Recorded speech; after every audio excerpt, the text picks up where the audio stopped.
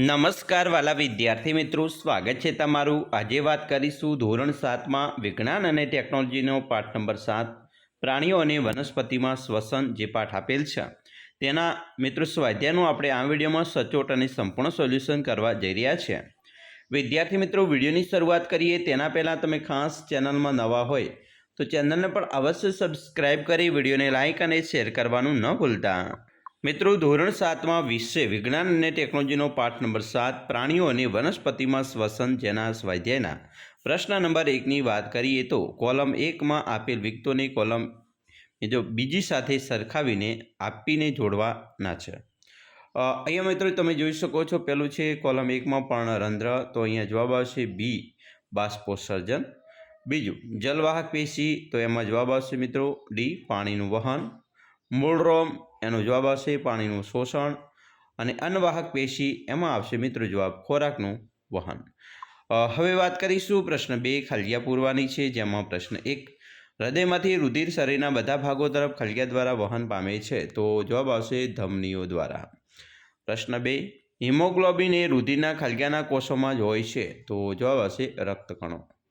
3 ધમની અને શિરાઓ એ ખલિયાના ઝાડા સ્વરૂપે જોડાયેલ હોય છે, તો જવાબ આવશે કેશિકાઓ।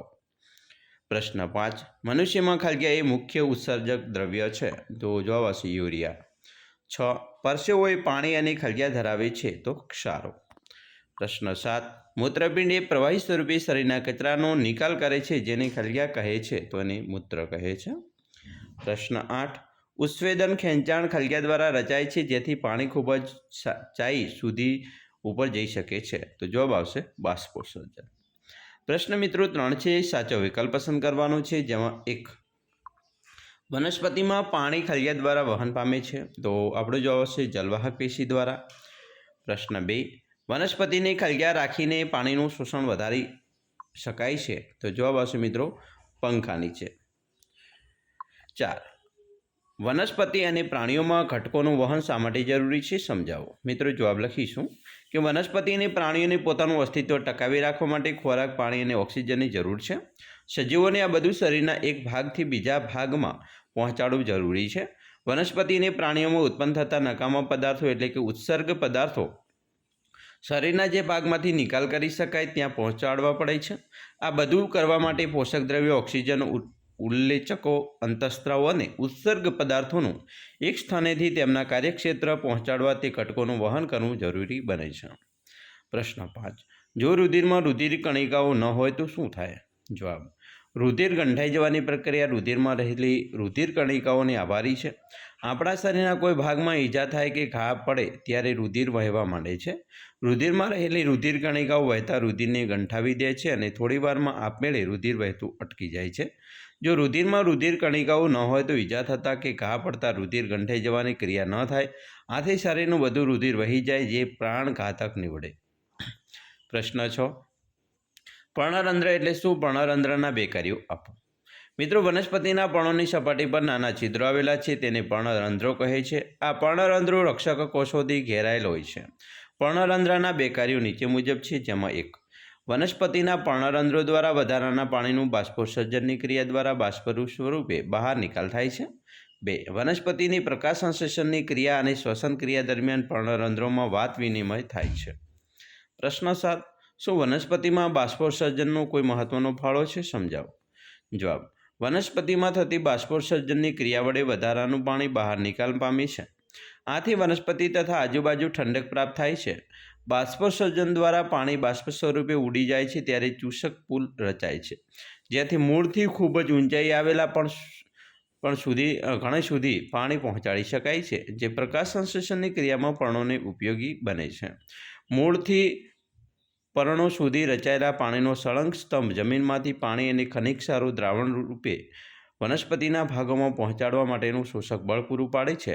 આમ વનસ્પતિમાં બાષ્પોત્સર્જનનો મહત્વનો ફાળો છે। પ્રશ્ન મિત્રો 8 રુધિરના જુદા જુદા ઘટકોના નામ આપો। તો રુધિરના ઘટકોના નામમાં રુધિર રસ, રક્તકણો, શ્વેતકણો ઉપરાંત રુધિર કણિકાઓ, ત્રાક કણિકાઓ છે। પ્રશ્ન 9 શા માટે શરીરના બધા જ ભાગોને રુધિરની જરૂરિયાત રહે છે? મિત્રો શરીરના બધા ભાગોને રુધિરની જરૂરિયાત રહે છે કારણ કે 1. રુધિરમાં ખોરાકના પોષક દ્રવ્યો અને ઓક્સિજન હોય છે જે શરીરના બધા ભાગોના કોષોને કાર્ય કરવા માટે શક્તિ પ્રદાન કરે છે. 2. શરીરના ભાગોમાં ઉત્પન્ન થયેલ ઉત્સર્ગ દ્રવ્યોનું વહન રુધિર કરે છે અને તેમને ઉત્સર્જન તંત્રના અવયવ સુધી પહોંચાડે છે. 3. રુધિરમાં ઉલ્લેચકો અને અંતઃસ્ત્રાવો હોય છે જેને શરીરના બધા ભાગોમાં પહોંચાડવાના હોય છે. પ્રશ્ન 10. રુધિરનો રંગ લાલ શાના કારણે હોય છે? મિત્રો, રુધિરના રક્તકણોમાં હિમોગ્લોબિન નામનું લાલ રંજક દ્રવ્ય હોય છે. રુધિરમાં હિમોગ્લોબિનની હાજરીને લીધે રુધિરનો રંગ લાલ હોય છે. પ્રશ્ન 11. રુધિરના કાર્યો લખો. જવાબ: હૃદય એ સતત ધબકતું અને પંપ તરીકે કાર્ય કરતું અંગ છે કે જે રુધિર અને તેમાં રહેલા દ્રવ્યોનું વહન કરે છે. હૃદયના બંને કર્ણકો અને પછી બંને ક્ષેપકો તાલબદ્ધ સંકોચન અને વિસંકોચન એટલે કે શિથિલન પામે છે. 1. હૃદયના કર્ણકો વિસંકોચન પામે છે ત્યારે શરીરના અંગોમાંથી એકત્ર થયેલ કાર્બન ડાયોક્સાઇડયુક્ત અશુદ્ધ રુધિર મુખ્ય શિરાઓ દ્વારા જમણા કર્ણકમાં આવે છે અને આ સમયે ફેફસામાંથી ઓક્સિજનયુક્ત શુદ્ધ રુધિર ફુફ્ફુસીય શિરાઓ દ્વારા ડાબા કર્ણકમાં આવે છે. આ બંને કર્ણકો સંકોચન પામે છે ત્યારે જમણા કર્ણકમાંથી કાર્બન ડાયોક્સાઇડયુક્ત રુધિર જમણા ક્ષેપકમાં અને ડાબા કર્ણકમાંથી ઓક્સિજનયુક્ત રુધિર ડાબા ક્ષેપકમાં આવે છે. 3. હવે બંને ક્ષેપકો સંકોચન પામે છે ત્યારે જમણા ક્ષેપકમાંથી કાર્બન ડાયોક્સાઇડયુક્ત રુધિર ફુફ્ફુસીય ધમની દ્વારા ફેફસામાં જાય છે અને ડાબા ક્ષેપકમાંથી ઓક્સિજનયુક્ત રુધિર મુખ્ય ધમની દ્વારા શરીરના વિવિધ ભાગોમાં જાય છે. આમ હૃદય શરીરના ભાગોમાંથી આવેલ કાર્બન ડાયોક્સાઇડયુક્ત રુધિરને ફેફસામાંથી મોકલી શુદ્ધ કરાવે છે. આ ઓક્સિજનયુક્ત રુધિરને હૃદયમાં લાવી દબાણપૂર્વક રુધિરની શરીરના વિવિધ ભાગો મોકલે છે. પ્રશ્ન 12. શા માટે ઉત્સર્ગ દ્રવ્યોના નિકાલ થવો જરૂરી છે? જવાબ: શરીરમાં થતી જૈવિક ક્રિયાઓ દરમિયાન કોષોમાં કેટલાક બિનઉપયોગી અને નુકસાનકારક ઝેરી પદાર્થોનું નિર્માણ થાય છે. શરીરના કોષોમાં ઉત્પન્ન થયેલા ઝેરી પદાર્થોને ઉત્સર્ગ દ્રવ્યો કહે છે. ઉત્સર્ગ દ્રવ્યો ઝેરી અને શરીરને નુકસાનકારક હોવાથી તેમની શરીરમાંથી દૂર કરવા પડે છે. આથી ઉત્સર્ગ દ્રવ્યોને સમયાંતરે શરીરમાંથી નિકાલ થવો જરૂરી છે. પ્રશ્ન 13. મનુષ્યના ઉત્સર્જન તંત્રની નામ નિર્દેશવાળી આકૃતિ દોરો. અહીંયા તમે જોઈ શકો છો, જમણું મૂત્રપિંડ આપેલ છે, ડાબું મૂત્રપિંડ છે, મૂત્રવાહિની આવેલ છે, મૂત્રાશય છે, મૂત્રમાર્ગ અને મૂત્ર છિદ્ર છે. આ મનુષ્યનું આ ઉત્સર્જન તંત્રની આકૃતિ તમે આ રીતે દોરી શકો છો. વિદ્યાર્થી મિત્રો, આવી રીતે તમે પણ તમારી જે પાઠ છે એની અંદર સ્વાધ્યાયનું સોલ્યુશન કરી શકો છો. મિત્રો, તમામ ધોરણ 7ના તમામ પ્રકારના સોલ્યુશનની જરૂરિયાત હોય તો આપણી ચેનલને મિત્રો અવશ્ય સબસ્ક્રાઈબ કરી લેજો, જેથી કરી મિત્રો તમને સંપૂર્ણ સોલ્યુશન મળી રહે, જેવું કે સ્વાધ્યાય સોલ્યુશન હોય, સ્વાધ્યાય પોથીનું સોલ્યુશન હોય કે પછી મિત્રો જુદી જુદી એકમ કસોટી પ્રશ્નપત્રનું સોલ્યુશન પણ તમને ઝડપથી આપણી ચેનલના માધ્યમથી મળી રહેશે. મિત્રો, અમે આશા રાખીએ છીએ તમને આપણા વિડીયો ખૂબ જ ઉપયોગી નીવડશે અને ખાસ મિત્રો વિડીયો ગમ્યો હોય તો લાઇક કરજો. તમારા મિત્રો સુધી વિડીયોને શેર કરવાનું પણ ન ભૂલતા, જેથી કરી તેમને પણ આ વિડીયો ઉપયોગમાં આવી શકે. ચાલો મિત્રો, ફરી મળીશું નેક્સ્ટ વિડીયોમાં. અમને રજા આપશો. જય હિન્દ, જય જય કરવી ગુજરાત.